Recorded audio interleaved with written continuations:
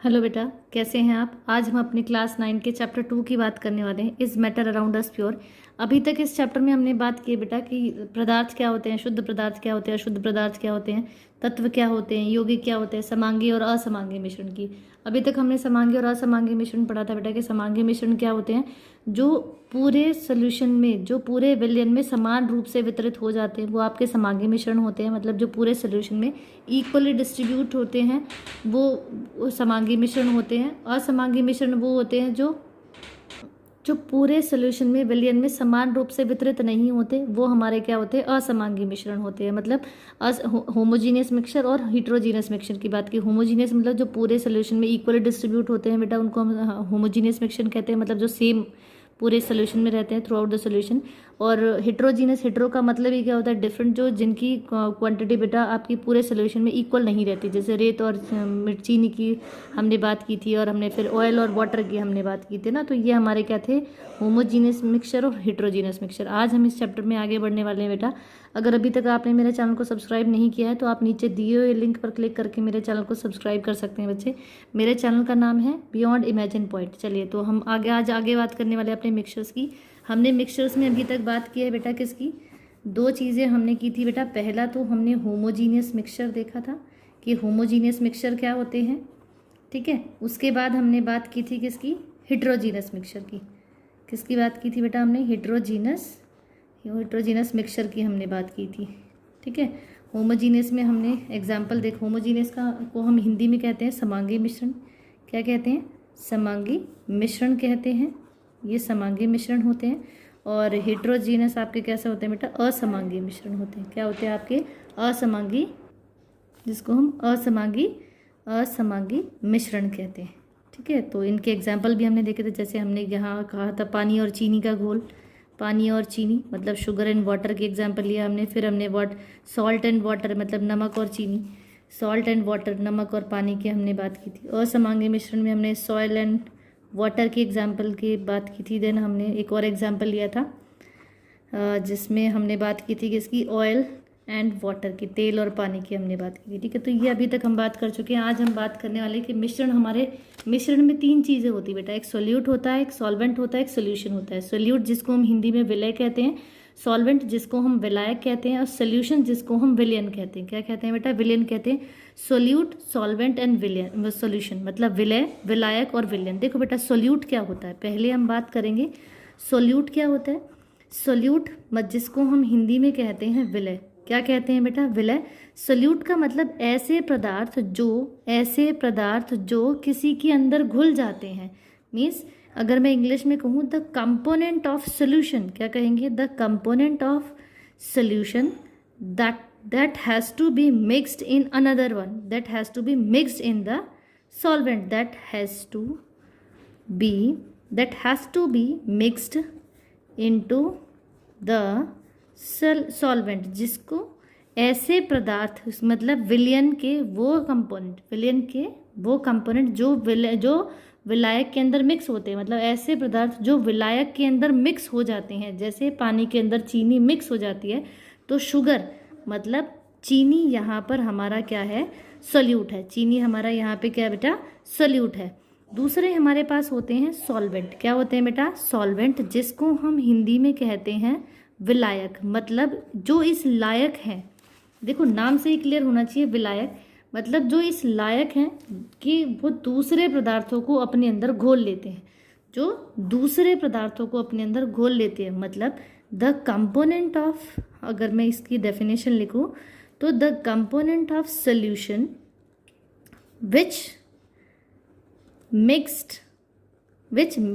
in which, या हम इसको कहें the component of solution in which solute must be added, जिसके अंदर सोल्यूट मिक्स हो जाते हैं वो हमारे क्या होते हैं, सॉल्वेंट होते हैं। क्या होते हैं बेटा, सॉल्वेंट। जैसे पानी में चीनी घुल गई तो पानी क्या है हमारा, यहाँ पर वाटर क्या था, वो हमारा सॉल्वेंट हो जाएगा। क्या हो जाएगा, सॉल्वेंट हो जाएगा। तो ये हमारा क्या हो जाएगा बेटा, सॉल्वेंट हो जाएगा। तो सोल्यूशन क्या होता है, सोल्यूशन क्या होता है बेटा, जब सोल्यूट सॉल्वेंट के अंदर मिक्स हो जाता है तो उनके मिक्स होने के बाद जो बनता है उसको हम कहते हैं सोल्यूशन।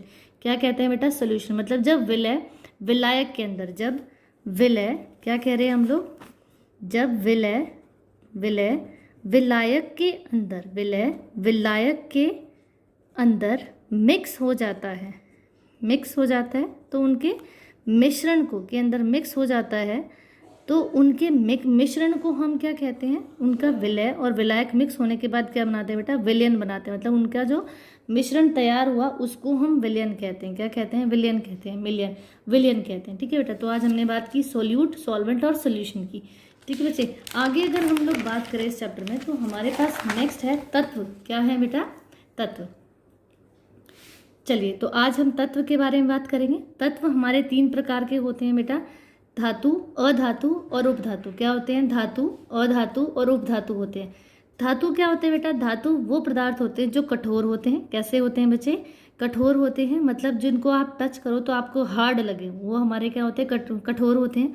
अधातु हमारे कठोर नहीं होते, आपको ये सॉफ्ट होते हैं, मतलब एज कंपेयर टू धातु की ये कैसे होते हैं बेटा? सॉफ्ट, मतलब कोमल होते हैं। ठीक है, ठीक है बेटा, पहले हम धातु और अधातु की बात करेंगे, उसके बाद हम बात करेंगे उपधातु की। ठीक है, दूसरा जो धातु होते हैं ये अघातवर्ध्य होते हैं। अघातवर्ध्य का मतलब होता है पीट पीट कर चादर बना देना, पीट पीट कर चादर। अघातवर्धन्यता की अगर मैं बात करूँ तो अघातवर्धन्यता को हम इंग्लिश में कहते हैं बेटा डक्टेबल। क्या कहते हैं इसको?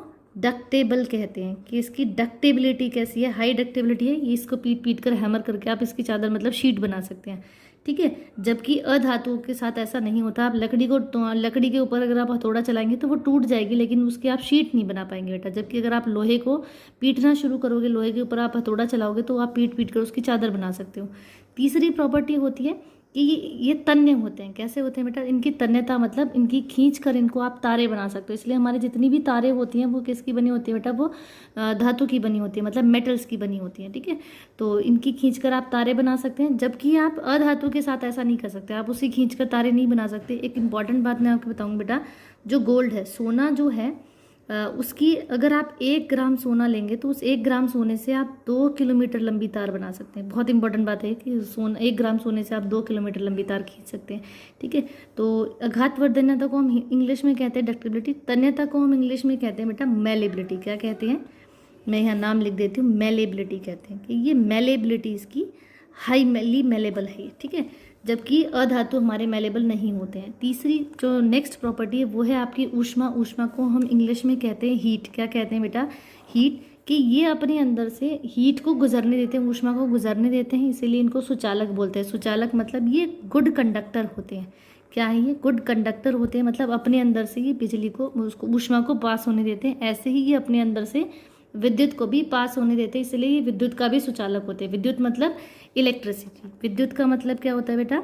इलेक्ट्रिसिटी। मतलब ये अपने अंदर से बिजली को भी, तो ये इलेक्ट्रिसिटी को भी कंडक्ट करा लेते हैं। ठीक है, तो ये गुड कंडक्टर होते हैं किसके? इलेक्ट्रिसिटी की। हीट एंड इलेक्ट्रिसिटी मतलब ऊष्मा के भी और विद्युत के ये सुचालक होते हैं, जबकि अधातु हमारे ऐसे नहीं होते हैं। ठीक है बेटा, जैसे अगर मैं बात करूँ, जब आप खाना बनाते हैं तो आप खाने बनाते टाइम अगर आप चम्मच को छोड़ देते हैं बर्तन के अंदर तो चम्मच हमारी गर्म हो जाती है, क्योंकि वो अपने अंदर से क्या करती है? ऊष्मा को पास होने देती है। जबकि अगर आप लकड़ी की चम्मच यूज़ करते हैं बेटा तो लकड़ी की जो स्पून होती है वो आपकी गर्म नहीं होती, क्योंकि लकड़ी अपने अंदर से, वो एक अधातु है और अपने अंदर से वो ऊष्मा को पास होने नहीं देती है। ठीक है, लास्ट इनकी प्रॉपर्टी ये ध्वनिक होते हैं। ध्वनिक मतलब ये आवाज़ करते हैं। जब आप एक धातु को दूसरे धातु से टकराते हैं तो उसमें आवाज़ आती है। ठीक है बेटा, तो इसको हम कहते हैं ध्वनिक, मतलब सोनोरिटी। इसको हम इंग्लिश में कहते हैं सोनोरस होते हैं, मतलब ये आवाज़ करते हैं। ठीक है, जबकि अधातु हमारे सोनोरिटी मतलब सोनोरस नहीं होते, वो आवाज़ नहीं करते हैं। ठीक है, एक्सेप्शन दोनों में बेटा, जब मैंने कहा कि धातु हमारी, मेटल्स हमारी कठोर होती हैं, लेकिन एक्सेप्ट हमारे पास पारा, मरकरी इसको हम कहते हैं। मरकरी हमारे पास एक ऐसा एग्जाम्पल है बेटा जो मेटल है लेकिन वो कठोर, मतलब वो हार्ड नहीं है, वो सॉफ्ट है। ठीक है, लिक्विड स्टेट में मिलती है। सबसे इंपॉर्टेंट बात आपको, जो थर्मामीटर में जो सिल्वर कलर का मटेरियल होता है बेटा उसको, वो मरकरी होती है। ठीक है, नेक्स्ट यहाँ पर भी हमारे पास एक्सेप्शन है अधातु में। जैसे मैंने कहा कि अधातु हमारी सॉफ्ट होती हैं, लेकिन हमारी नॉन मेटल्स में डायमंड कार्बन की एक ऐसी फॉर्म है जो आपकी कैसी होती है बेटा? हार्डेस्ट मटेरियल होता है, जो बहुत हार्ड होता है। और दूसरा मैंने कहा ये कंडक्ट नहीं करते अपने अंदर, क्या कंडक्ट नहीं करते? इलेक्ट्रिसिटी को। लेकिन वही कार्बन की एक फॉर्म है धातु में हमारे पास ग्रेफाइट, जो अपने अंदर से बिजली को, इलेक्ट्रिसिटी को कंडक्ट करा लेती है। ठीक है, तो ये हमारे थे बेटा क्या, मेटल्स, और ये हमारे थे नॉन मेटल्स। अब तीसरी कैटेगरी हमारे पास होते हैं किसकी, उपधातु, जिसको हम कहते हैं मेटलॉइड। क्या कहते हैं बेटा, मेटलॉइड कहते हैं। और मेटलॉइड्स हमारे वो पदार्थ होते हैं बेटा जिनमें कुछ तो मेटल्स के कुछ तो धातु के गुण होते हैं और कुछ अधातु के गुण होते हैं। मतलब कुछ गुण उसमें किसके होते हैं, मेटल्स के होते हैं, और कुछ गुण उसमें किसके होते हैं, नॉन मेटल्स के होते हैं। ठीक है बेटा, तो आज के लिए इतना ही। आई होप आपको समझ आया होगा बेटा। अगर आपने अभी तक मेरे चैनल को सब्सक्राइब नहीं किया है तो आप नीचे दिए हुए लिंक पर क्लिक करके मेरे चैनल को सब्सक्राइब कर सकते हैं। आई होप आप लोग को मेरी वीडियो पसंद आ रही होगी बेटा। तो मेरे चैनल को like and share and subscribe ज़रूर करिए, क्योंकि ये मुझे मोटिवेट करता है आप लोगों के लिए और भी अधिक वीडियोज़ बनाने के लिए। ठीक है, थैंक यू बेटा।